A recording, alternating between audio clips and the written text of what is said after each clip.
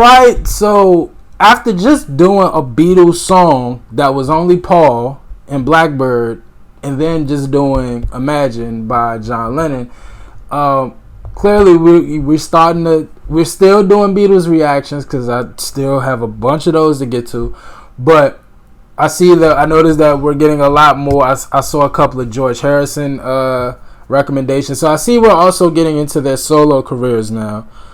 Which should be fun. Now, I almost feel embarrassed to sit here and do Paul McCartney research because I feel like I know everything I need to know.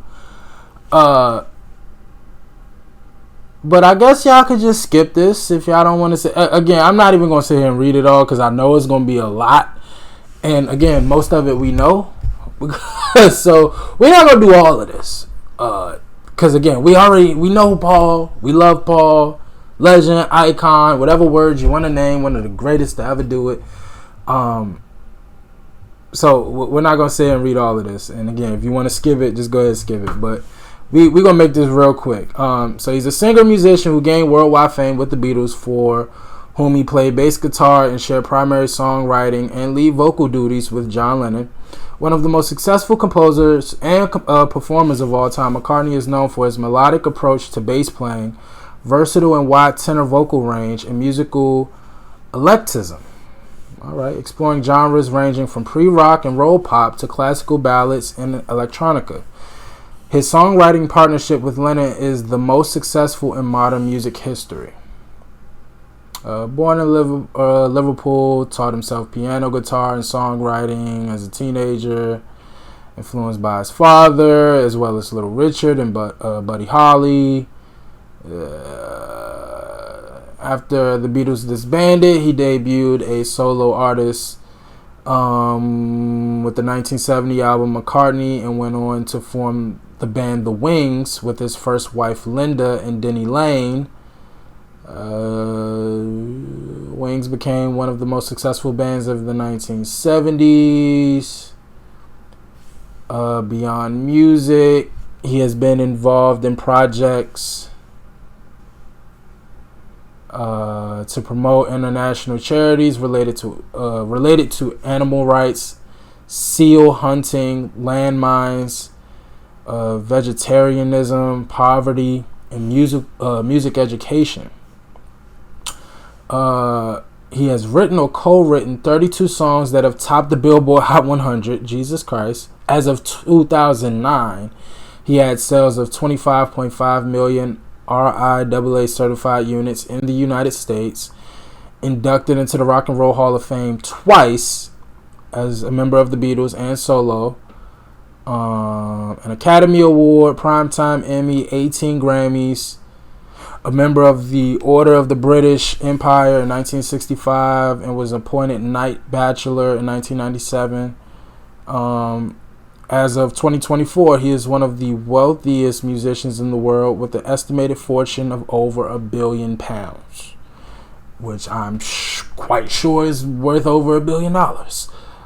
So again, a lot of that we knew. So, yeah. And again, I'm sure if you didn't hear, but I am going against Mother Nature right now. My lights have went off a couple of times. So, I'm a little worried that in the middle of this, my light, the power will go out. We're expecting a bad storm to come. So, going against Mother Nature. So, we're going to speed through this, but again, definitely don't have to watch this. Most of this we already knew about Paul. The song is called "Live and Let Die." Now I've heard that quote before, but I didn't know it was from a song. I've heard the quote before, but I don't know where it came from. Maybe Paul didn't come up with it, but if he did, I didn't know it came from a song. So really excited to hear this. And apparently this is from Red Rose Speedway, which I'm going to assume is one of his solo albums. We'll find out when we do the research, but Live and Let Die is what we react to. Let's go. When you were young and your heart wasn't open used to say, live and let live. You know you did, you know you did, you know you did. But if this ever-changing world in which we live in makes you give in and cry, say live and let die.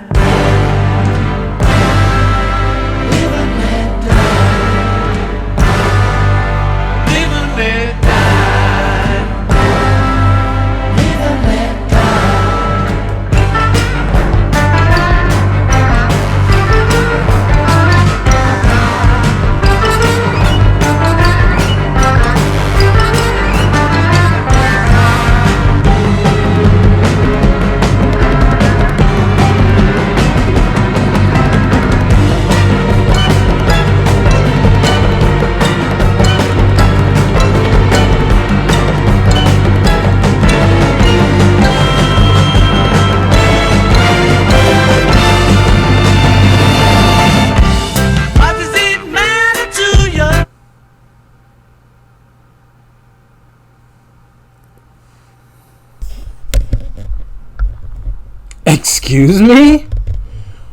Wait.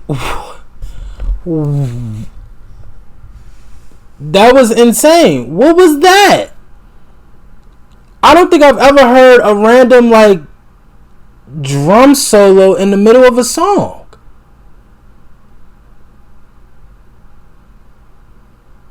And it was so cinematic. Like, it sounded like something from, like, an old cartoon or like a chase scene in a movie, but like for like a child's movie.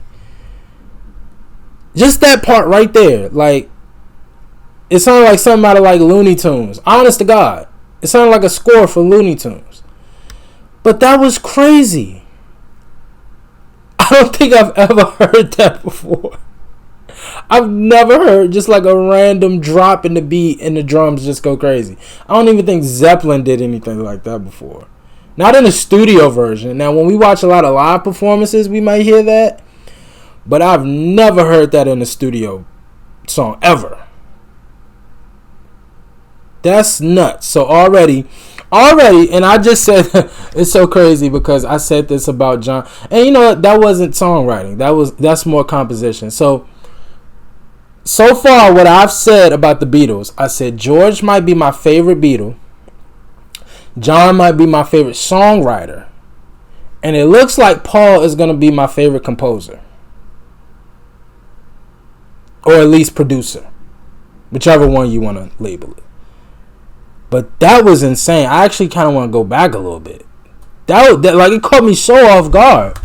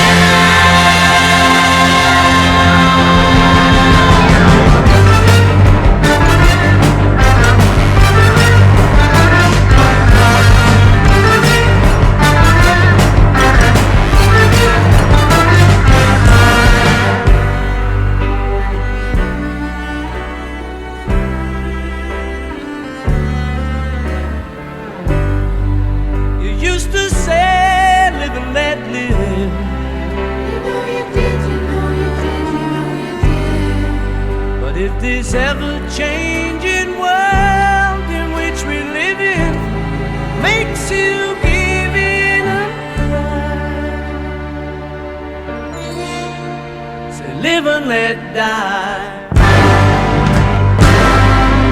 Live and let die. Live and let die. Live and let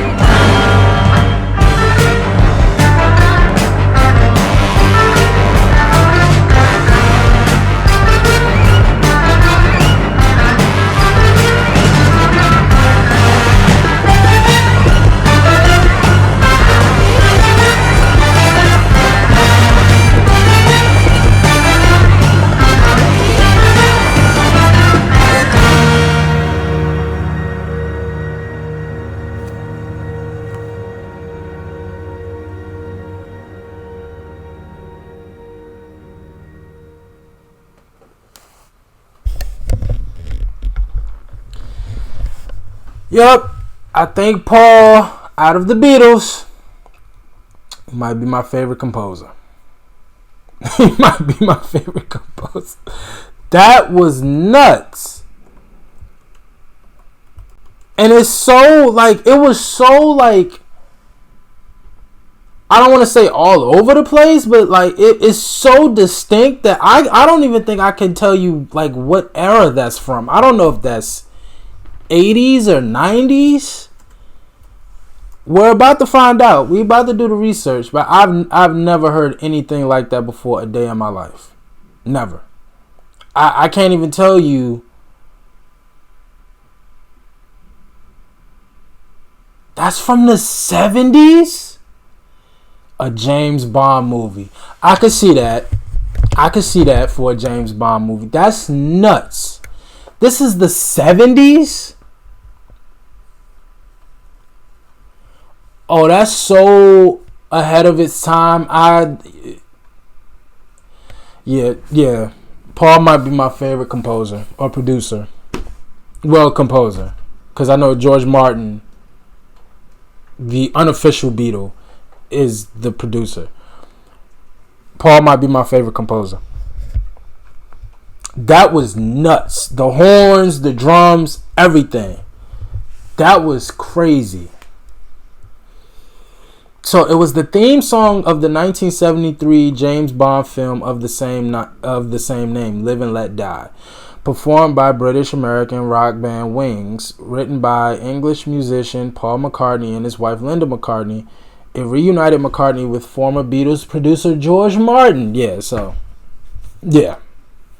Paul, I'm going to give the composer name George, producer, who produced the song and arranged the orchestra.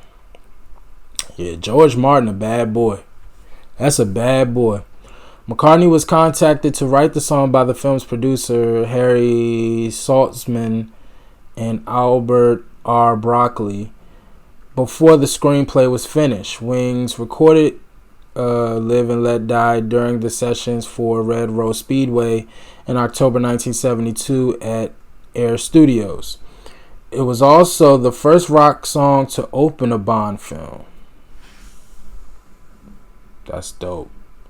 Upon release, Live and Let Die was the most successful Bond theme up to that point, reaching number 1 on 2 of the 3 major U.S. charts and number 9 in the UK. Received positive reviews from music critics and continues to be praised as one of McCartney's best songs. Yeah, that it is so far ahead of its time. Yeah, that was nuts. Nominated for an Academy Award, but lost to Barbra Streisand. That's so funny because I know we started our Barbra Streisand journey. I might actually have to react to this. It said to The Way We Were. Oh! Okay, damn. That's one hell of a damn. What else was nominated? That's some tough songs. I between these two, I couldn't have picked the winner. This is tough. The Way We Were or this, that's crazy. It won Best Arrangement, accompanying vocalist at the Grammys as well. Yeah, that this song is nuts. The Wings performed it live during their concert tours, and McCartney continues to play it on his solo tours. Been covered by several bands, including Guns N' Roses, whose version appears on their 1991 album Use Your Illusion. Wow.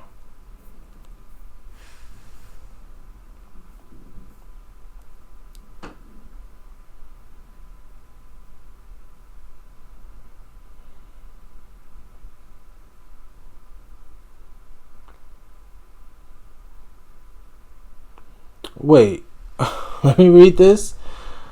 Originally, Saltzman was interested in having Shirley Bassey or Thelma Houston perform it instead of Wings.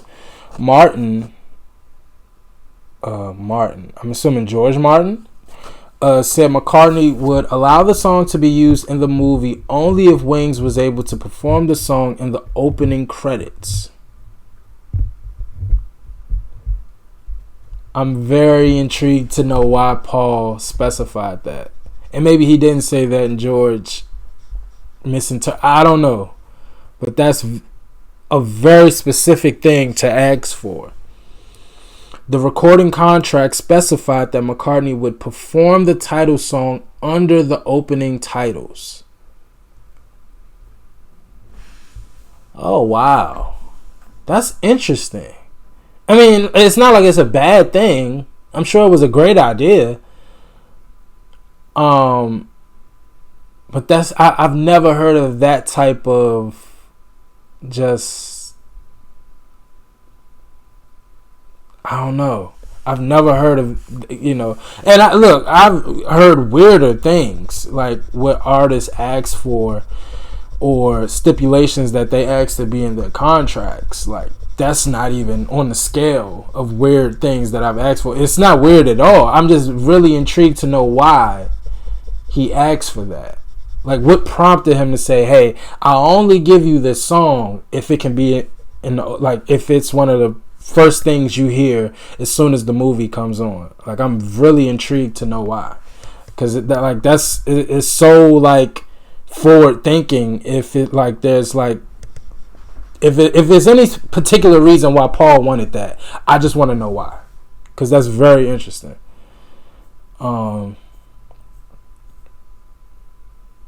Billboard's Contemporary Review called it the best 007 movie theme to that time.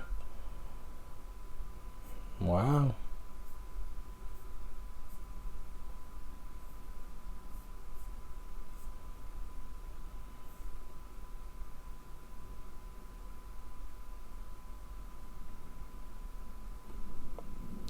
Following the 9/11 attacks, the song was placed on Clear Channel's list of inappropriate song titles? Huh? Am I missing something here?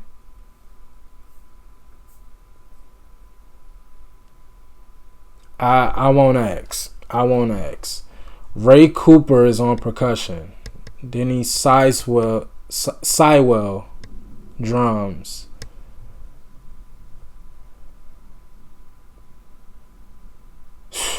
Yeah, them brothers was going crazy. Oh, it was number 2 on the Hot 100. Okay. And it went gold, which would be classified as platinum today with over 1 million sales. That's a great freaking song, man. I really, really like it. Honestly, like, because it's unlike anything that I've ever heard from anything Beatles related. Like, like maybe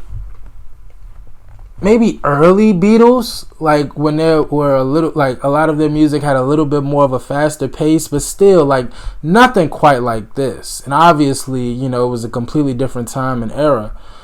But it's just unlike anything that I've heard from any of the Beatles. Like, I've just never heard anything like that. Like, imagine I could hear that being a Beatles song. You know what I mean? Even though it's John's song, I could hear that coming from the Beatles. This, like, it's so unlike anything that I've heard from anything from the Beatles or any member of the Beatles that it's like, it's crazy. But the fact that it's for a James Bond film, that's like incredible. That's incredible. Really, really enjoyed that, man. Paul kind of shocked me on this one. I'm not gonna lie. Once again, he kind of shocked me with Blackbird, but this one right here, this one is a whole nother level. Particularly his composition. It wasn't necessarily the lyrics or his voice or anything. Just how this was put together, like it caught me off guard. So, like, the whole thing just caught me off guard. Like, I've never heard anything like this to date. Still, this song was great. And the fact that it's from the 70s, like, this, like, and again, I haven't heard all the music from the 70s. Maybe this was common in the 70s, but from anything that I've heard from the 70s, I've heard nothing like this. Like, that was crazy. That was nuts. Y'all let me know how y'all felt about it, man. Y'all let me know if Paul knocked this out the park for you. And then while you're at it, like, comment, and subscribe. I appreciate y'all for watching. Until next time, with Paul McCartney. Peace.